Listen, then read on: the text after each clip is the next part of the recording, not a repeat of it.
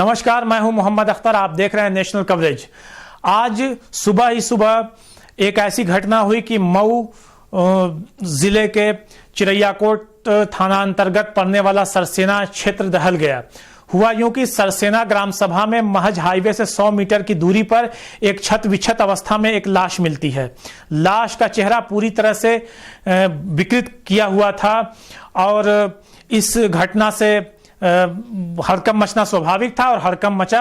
देखते ही देखते लोगों का हुजूम वहां पे इकट्ठा होने लगा और प्रशासनिक अमला भी वहां पर आ धमका। हुआ यूं कि अलसुबह लोगों ने जब झाड़ी में लाश देखी तो सरसेना चौकी प्रभारी दल प्रताप सिंह को सूचित किया। सूचना ही ऐसी थी कि तुरंत वो हरकत में आए और मौके पर पहुंच गए। उसके बाद additional SP Mau, CO Mohammadabad Gohna, SDM Mohammadabad Gohna और थाना प्रभारी चिरैयाकोट भी मौके पर आ धमके। फॉरेंसिक टीम को भी बुलाया गया ताकि कोई सुराग मिल सके। खोजी कुत्तों ने काफी मशक्कत भी किया लेकिन फिलहाल कोई सुराग वहां पे नहीं मिला। उसके बाद आगे हमने वहां पे स्थानीय लोगों से बात किया और उसकी शिनाख्त जो हुई उस लाश की तो राजेंद्र राम पुत्र रामबचन राम के तौर पर हुई, जो मोहम्मदाबाद गोहना के बरामदपुर क्षेत्र के जमालपुर का रहने वाला था।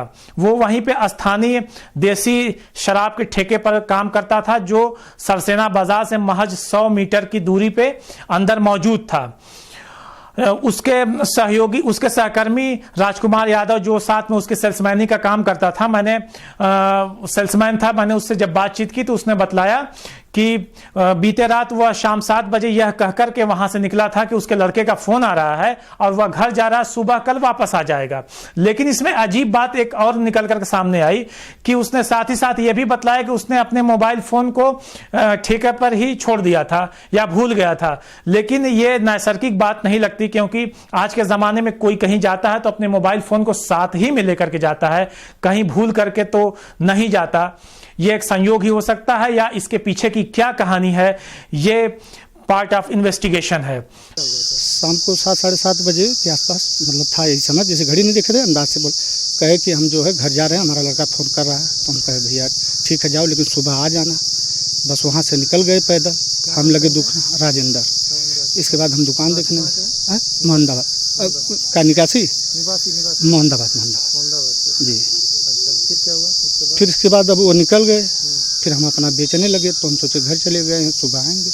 बस अब तब तक सुबह सूचना मिली कि ये हो गया है, चलिए देखिए। तो आए देखे तो उनके कपड़ा से तो वही है, चेहरा नहीं है बस। खैर उसके बाद वहां पे मौजूद एडिशनल एसपी से जब हमने बातचीत की तो बातचीत में उन्होंने बतलाया कि परिजनों में मृतक के लड़के मौजूद हैं और उनके तहरीर के मुताबिक प्राथमिक रिपोर्ट दर्ज करके पुलिस कार्रवाई करेगी। साथ ही साथ उन्होंने ये भी कहा कि प्रथम दृष्टया देखने में ये लगता है कि लाश के चेहरे को कुत्ते या सियाल वगैरह नोच के खा गए हैं। लेकिन ये बड़ा सवालिया निशान ये खड़ा होता है कि इस तरह से छत विछत की गई लाश का चेहरा जिसको हम आपको स्क्रीन पे दिखा भी नहीं सकते।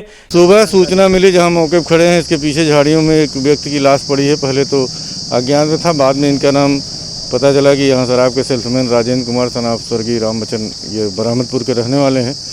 लाश का चेहरा ऐसा लगता है देखने से कि देर से पड़ी होने के कारण जो है जानवर खा गए हैं, सियार वगैरह। फिर भी कुछ निश्चित मैं नहीं कर सकता।